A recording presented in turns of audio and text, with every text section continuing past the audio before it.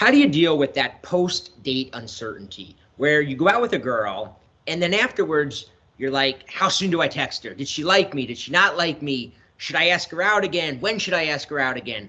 That's what we're going to cover in this video. All right, so I'm here with Chris Anderson, and we're going to be discussing something that we don't really talk about too often, but it's something that in our coaching one-on-one day-to-day life, we deal with all the time with clients. And that's this idea of how do you move things forward after a date in a confident way, in an attractive way, and how do you avoid that anxiety or uncertainty that you feel afterwards? How's it going? Going good. I'm excited about this one. Yeah, as you and I often talk about this because you're working with a bunch of clients, I'm working with clients, and we always talk about that. One of the things that's not really discussed very often is you go out with a girl, and how do you know when, first off, just logistically, when to invite her out again, or how soon to text her after the date, but also on a sort of higher level, does she even want to go out with a date with me anymore? So how do you deal with that uncertainty? So we want to give you 3 secrets for dealing with it. We're going to talk about how to avoid it by specific things you can do on the date. We're going to talk about your attitude after the date. And then we're also going to give you some specific texting and contacting techniques to cut back and also to handle it, to be attractive and to not make a lot of mistakes that guys make when they're not sure what to do. Cool. So let's get into the first one. And this first one is this idea that on the date itself, if you want to avoid being all confused afterwards, the more clear the attraction is on the date. We call it, what do you call it, Chris? Mutual attraction. Make it official. Making it official. You want to make the attraction official on the date because that will give you some level of certainty afterwards that, hey, this girl was into me, right? Because there's nothing worse than a date ending and you had a good time, you laughed a little bit, but there was no physical touching, there was no kissing, and now you're like, I mean, we can all be nice to somebody on a date. It doesn't mean there was a connection, there wasn't, and when you don't have that, it's very confusing of, did she like me? Did she not like me? So what are some things a guy can do, and what are some ways, even in regards to setting up the date and the date location, what do you recommend clients do to get to that level where there is that sort of mutual recognition of attraction? This may sound weird, but I've been telling people lately, scout out the place before you go. We never do that kind of legwork beforehand to even go look. Hopefully it's in an area near your place. You can go check it out. Is it too loud? Are there TVs? If there are TVs, you're distracted. Oh, you're looking at the baseball game or whatever, not focusing one-on-one on her. One of the things that I always like to do is see if you can get a booth, those U-shaped booths or any tables where you can be close. Because the first thing is if you get a bad table and you're like 50 feet away from her, there's no way she's going to have an opportunity to touch you. One of the things I always talk to clients about, I go, they're trying to figure out, like, how'd this date go? I go, did she touch you? And they'll be like, no, she didn't. And I'll go, were you like sitting close? Did you put yourself in an opportunity where she could touch you, right? So if you're very close and she doesn't touch you, that's a bad sign, right? But if you put yourself with an opportunity for her to reach out, she's right next to you, your legs are almost touching, you tell a funny joke, she taps your arm, now you're gaining more confidence. Now you're thinking, wow, this girl's into me. So put yourself in a position where you can be touched by her. Also, in another sense, even when you're inviting her out, one of the mistakes I see clients make is they want to go for the easiest, less pressured type of thing with her. So they'll ask her out for coffee, right? And I understand some clients don't drink, and the idea of going out to a bar is, I don't want to be in that situation. But it's really hard to do everything we're going to be talking about and everything even Chris just said when you're sitting in Starbucks or some local coffee shop at 3 in the afternoon talking to a girl, because you're just not in that mode. If I look back in my entire life of being, when I was single, I don't know if I've ever kissed a girl in the middle of the afternoon on a first date. It's just you're not in that frame of mind. And I think she's not in that frame of mind either.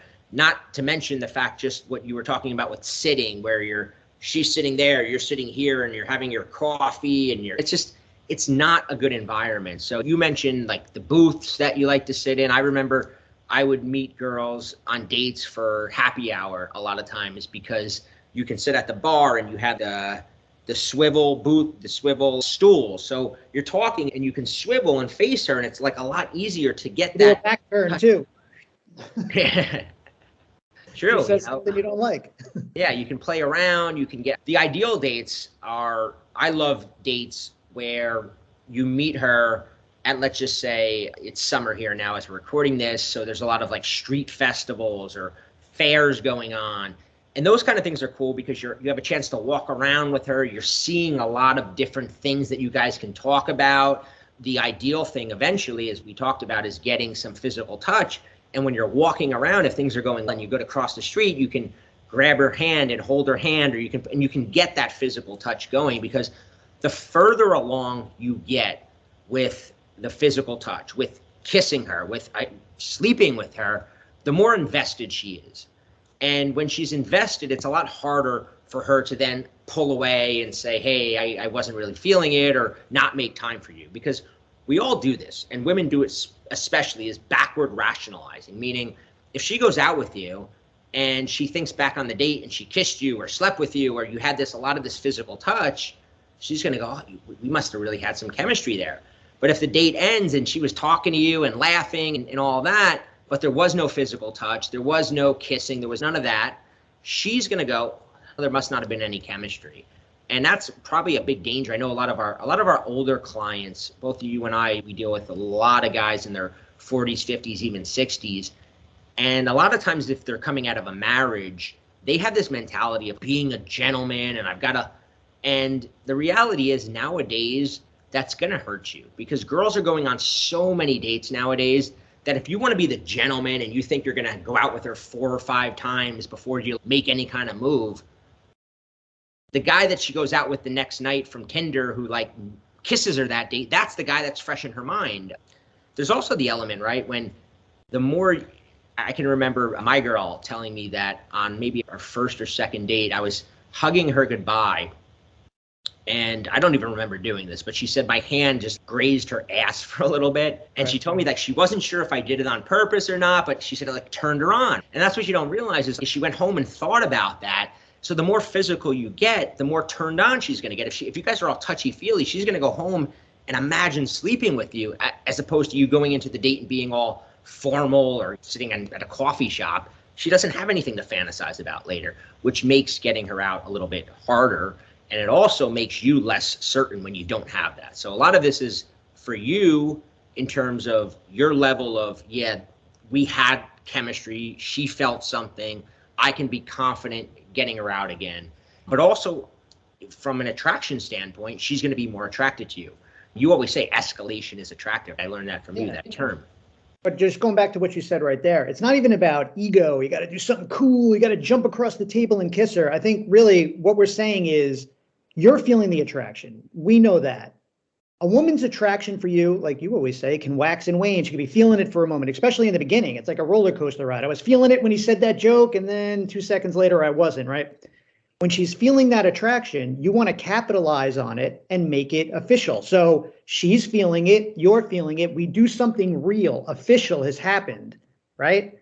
I know it, she knows it. She can never say again, oh, I never felt attraction towards him, because something happened in the real world. That's what I think you mean by now we've taken this to like a new level. There's a connection here. Something's happened. Because like you said, if you go home and nothing happened, you're going to backwards rationalize. Oh, no, I guess it wasn't meant to be. I guess there was no connection with this guy. So it's not about doing something crazy or you have to go all the way. We're just saying do anything where she can say, wow, this attraction was official. I was feeling it. He was feeling it. It could be a long look. It could be touching her hand. It can be a kiss. It can be anything where she's admitting, yes, I was attracted to this guy. It's funny you say that, because I'm remembering that this girl years ago, this girl, Kelly, and were kind of friends and hung out. We worked together, and we had never actually kissed, right? But we had a night where we were out, and we were like holding hands and rubbing each other's hands. Right. And what's funny is that maybe a year later we were out, and she was like making fun of me, saying, oh, you've hooked up with every girl here. And I'm like, no, we never hooked up. And she goes, yes, we did.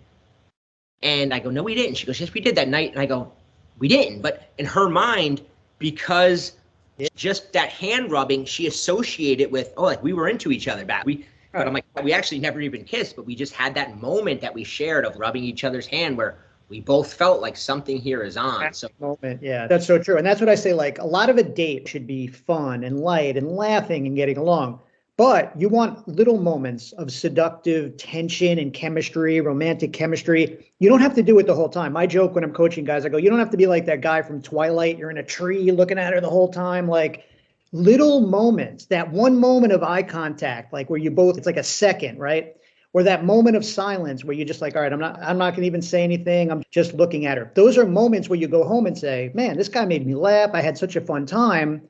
But we always forget about the nonverbal connection, right? You had the verbal connection. Yeah, we both like mini golf. Great. But did you have that nonverbal where, nothing to do with words, just a look or a closeness or a vibe, attention, little moments. And again, you don't do that the whole time because that's not fun either, right? You don't want to go on a date where it's Mr. Smooth, like looking at you. You want to be fun. You want to be light, but pepper in those moments or sprinkle in those moments every once in a while where she goes, yeah, we have a connection. Yes, scoot closer to her as you go to tell her something. Scoot a little closer and have your hand on her. I don't think there's a little bit as you're like leaning in, not like creepily, but touching, because that's like you said, that's those seductive moments, and that's going to make her more attracted to you, and it's going to make you more confident that there was a vibe and you can pursue her and not feel like, because there's nothing, we always talk about, right? There's nothing worse than that feeling of she's going to think that I think that she likes me, and she like, it's that we play this whole game in our head. If I pursue her, she's going to think that I thought she liked me and she didn't like me, and we wind up messing ourselves up. And that kind of leads into the next secret or the next tip that we wanted to share. And that's this idea of projecting certainty. We always say, you and I, Chris, we talk about in dating, you got to learn to love uncertainty. You got to be comfortable with uncertainty, and you got to be able to give a woman a little bit of uncertainty. But that doesn't mean that you project uncertainty yourself. You project certainty. You project confidence. And we talk about this all the time when we're reviewing our clients together. You and I will jump on calls and talk about the guys we're working with and some of the things that we're seeing. And I see this all the time where a guy's after a date, or maybe he hung out with a girl one night and it went well, and then he's 1 foot in, 1 foot out, afraid to commit to like asking her out again. So he'll be like, hey, so like, how's your week looking?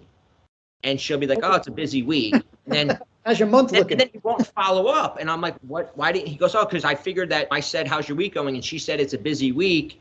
So I took that as, I'm like, no, but you just said, how's your week going? You didn't say. And I think that a lot of guys, they have so much of this anxiety after a date, or this uncertainty of, did she like me? Did she not like me? It's like they want to throw some sort of text out there that clarifies it, and you're not going to get that. She's not going to go, hey, just so you know, I did like you and I do want to see you again. So you've got to just project that she does. You got to take the attitude of, hey, yeah, she wants to see me again. She knows you're being vague. She knows, girls know what you're doing when you're vague, right? They don't go, oh, he's being vague. They go, he's being scared. They know it immediately when you say, hey, what's the week look like? Or me and my guys are meeting at this bar if you and your friends want to stop by. They know, they go, oh, it's one of these guys.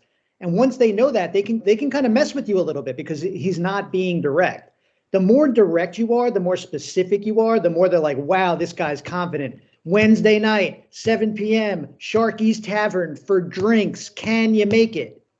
Now, if she's interested, she knows the deal, and she says yes, and you're on your way. But the more vague you are, if I'm a girl, I'm loving vague guys because now I got my options. Maybe I'll get with this guy, maybe, I don't know, something this week if I got nothing else to do. Being vague, I know, because we're scared of being rejected, let's be honest, because the more specific you are, the more the rejection hurts, right? Hey, do you want to come over to my house at 8 p.m. and hang out with me? No. You're like, oh. But hey, man, if you're not doing anything this week, you could stop by. If you say, yeah, maybe I'll stop by, it doesn't hurt you as much. That's why we're vague. But the more specific you are, the more confident she thinks you are. Yeah, I want to address 2 points. One is this idea that women have make up my mind for me syndrome. And if you're being vague, you're essentially making up her mind that, yeah, I guess I'm not going to go out with this guy. If you just appear like really like confident about, oh, we had a really good time, she's just going to go along with that because it's like I always say there's 2 realities clashing. And if your reality is stronger, she's going to give into that. I've even done that with things that where I was like, I don't know if I want to do this, but the person was just so like confident about, oh, we're going to do this. I was like, I guess I'm going to do it, right? And like women are even more make up my mind for me syndrome.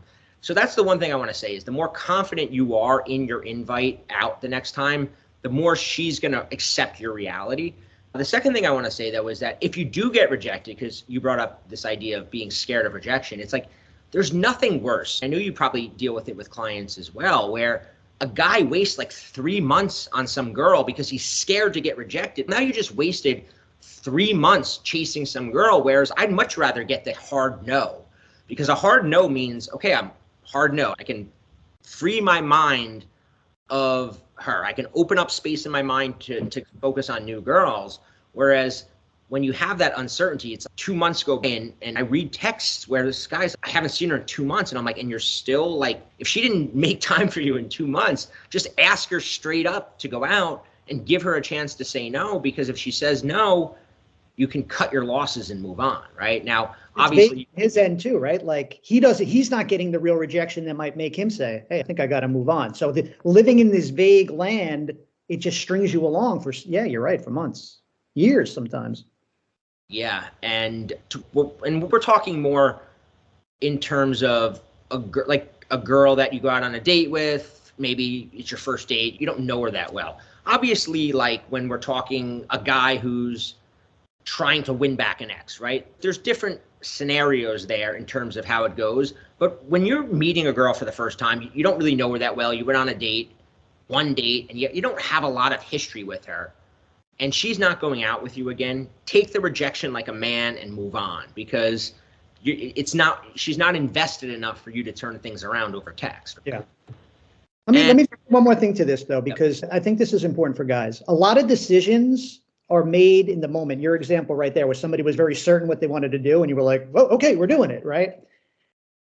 If you meet a guy, yes, there's guys you're like, there's not a freaking chance I'm going out with this guy. He's weird, he's creepy, I'm not giving him my number. Then there's the guy, he's the handsome stud, he was smooth, you're like 100% I'm giving this guy the number. All of us fall into that other bucket. It's, I don't know, maybe, maybe not. And it's all in your presentation. If you're vague and she's like, maybe I'll give this guy my number, and you're like, hey, maybe, I don't know, we can like, do you have a phone? I have a phone.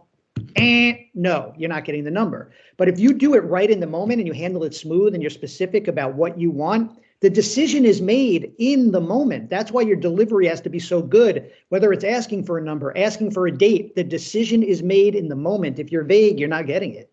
Yeah, 100%. Glad you brought that up.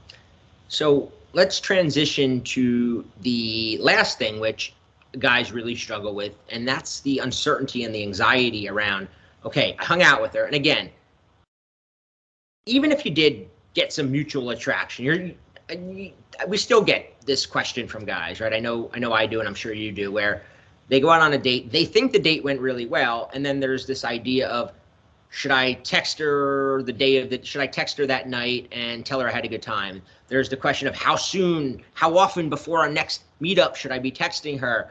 How often should I wait until I ask her out again? There's all these questions that guys have. So what have you found works best, or what have you been having success with or recommending to your clients in terms of that post-date texting strategy?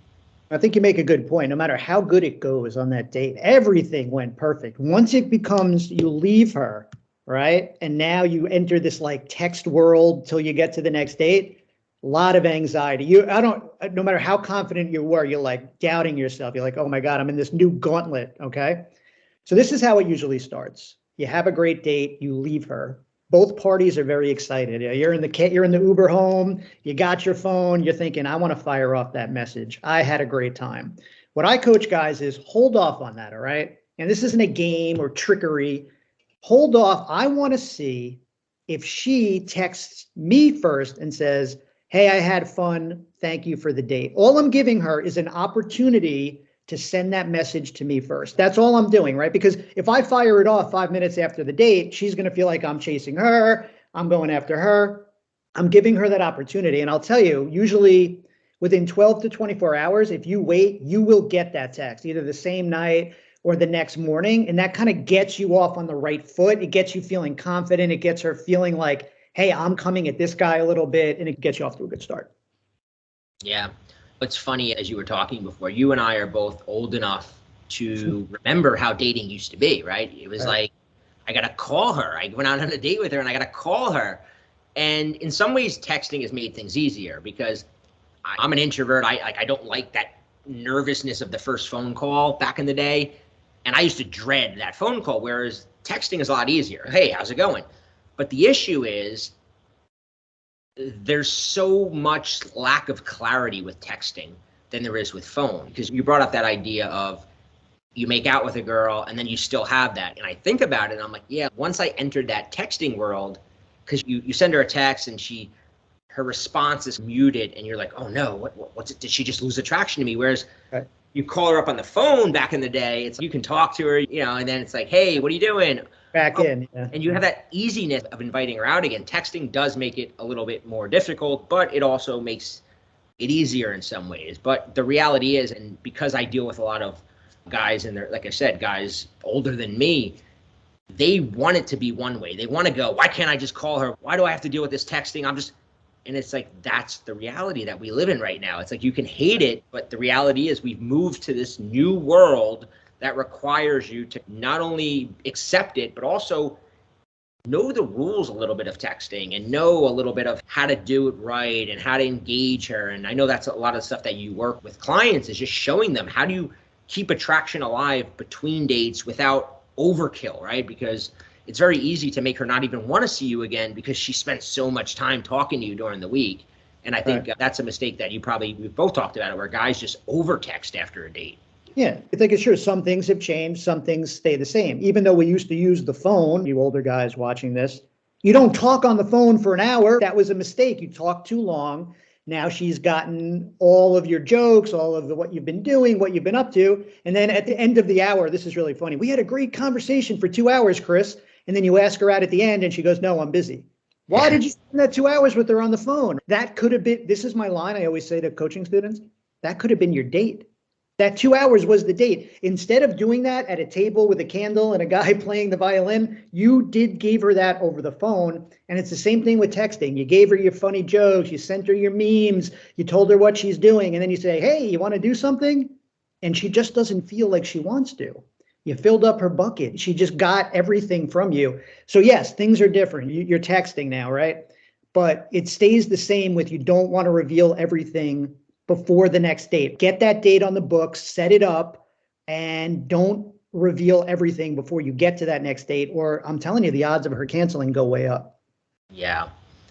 And what is your current, I know every situation is different, and when you're working with clients, it's like you got to look and see, and there's so many variables, but in general, for the guys watching this, what do you usually say if a guy was talking to you and he's like, oh, we went out Friday night, we had a great time.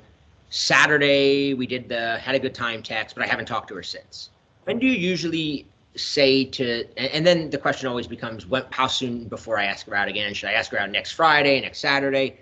What is your standard? Again, I'm prefacing with this, every situation is different, but in general, right? What do you usually say? Yeah, no, I get what you're getting at, right? I don't like hard rules. It has to be 7 days, but around that, you see a girl once a week at the beginning, you have time for everything, right? We talked about there's that afterglow period. You just had the date, everybody's excited. But then you get into a wondering period, like you're wondering, hey, what's next? She's wondering, is he going to call me again? Is he going to ask me out again? And guess what? We always say girls like to wonder, right? Yeah. We hate it. We're home like worried. They're like, I'm wondering, but it's awesome. I'm talking to my girlfriends. Is he going to call? They need that wondering time. If you just ask them out the next day, you took away a crucial piece of the puzzle. They like to wonder. Give them a few days to wonder. So then when you send that text or make that call, they're excited to accept the date. Oh my God, he called, he texted, he wants to go out with me. You're going to more likely get a yes. And lastly, when you have the date on the books, right now it's like the date is 3 days away. Don't over text during that time. That's a crucial time, right? Because you want anticipation, looking forward to seeing you. If you're talking to her for hours over text all day long, how could she be excited to see you Friday night for dinner and drinks? She might even show up, but she's not going to be as excited, not going to put in as much effort. I would say the main advice is know where you are in the cycle of the week, how it progresses. It's not everything's the same, just text when you want. There's a cycle to it. And I want to throw in one piece of advice that you actually gave in one of our previous videos, where you said, as a man, it's your job to slow her down, which means you may just get one of those girls that they're just a texter, right? Some girls just love texting and they're texting everybody throughout the day. So you're just on her list of people to text, and she texts you, hey, how's your day going? You're like, wow. And like, you're like, oh, my day's going good. I did this. And she texts you back. And next thing, you've been texting her all week. Right. And then she loses interest, and you're like, Chris, she texted me. She was texting me. And we've talked about this in a previous video. It's like, you got to slow her down. If she's texting you a lot, it doesn't mean, like, you can just take a little bit longer to respond. You can give her a little bit shorter of an answer, and it's okay. You might go, that's going to make her not know how I feel about her.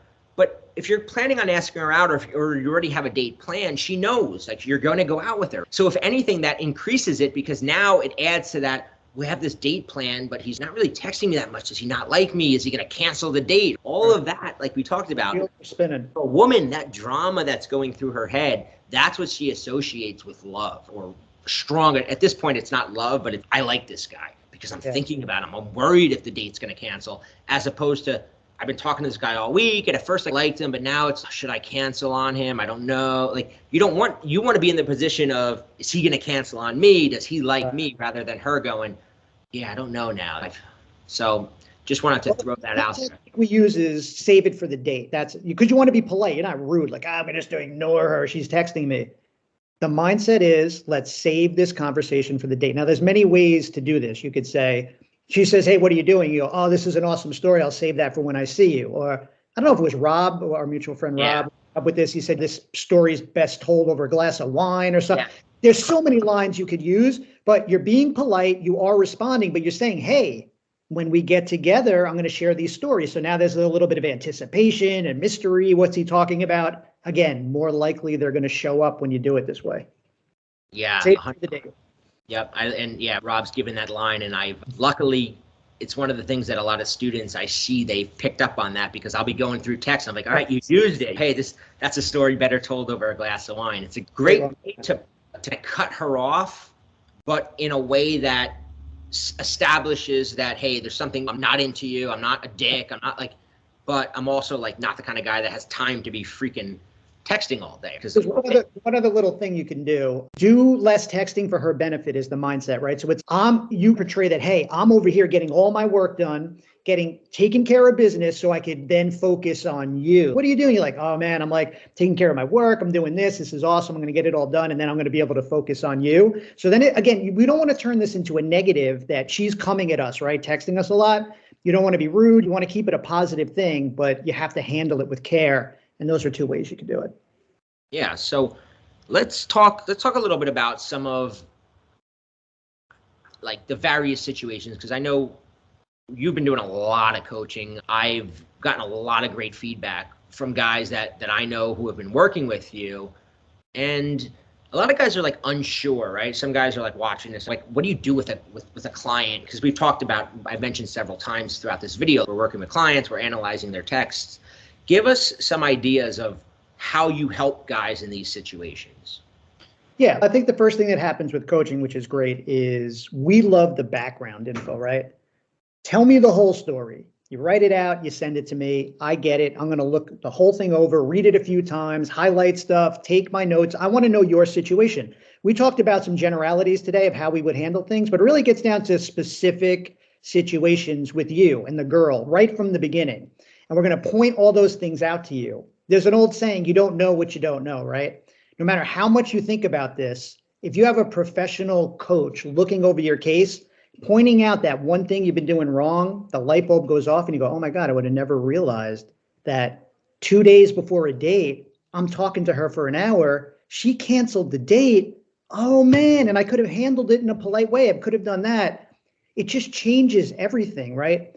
When you're trying to get a girl, it's like you're like going through the gauntlet, right? Like sometimes one mistake, especially at the beginning, listen, you're married 20 years, you can make some mistakes, right? She's going to forgive you. You can do it back. But you're just meeting this girl, dating her 1 or 2 times.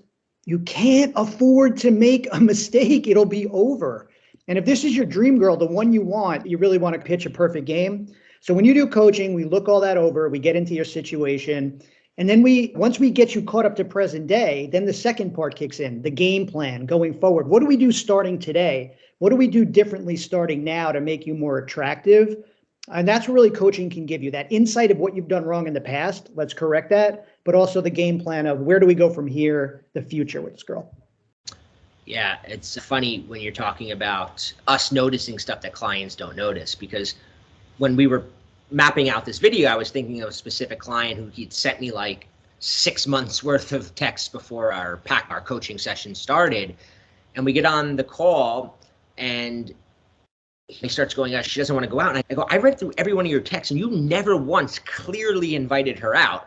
Every time that you brought up hanging out again, it was always this like wishy-washy type of thing. So of course you were almost expecting her to say the date. It's funny that guys can be so from their own perspective that you can just totally miss things like you never actually invited her out, or the tons of other types of mistakes that we see guys make. We're gonna put a link below both to Chris's YouTube channel if you want to check out some more of his videos, and also I'm gonna put a link to Chris's various coaching packages, because if you're watching this, and especially one of the types of guys that we love working with is those guys that are coming back into the dating scene because a lot has changed, right? And we've been there. We're in our 40s and we've been in we've been in the old way, and then we've also been there not just in our own personal lives, but also for the last 15 years now, coaching guys through this change in the way the dating scene has evolved since all these dating apps come out.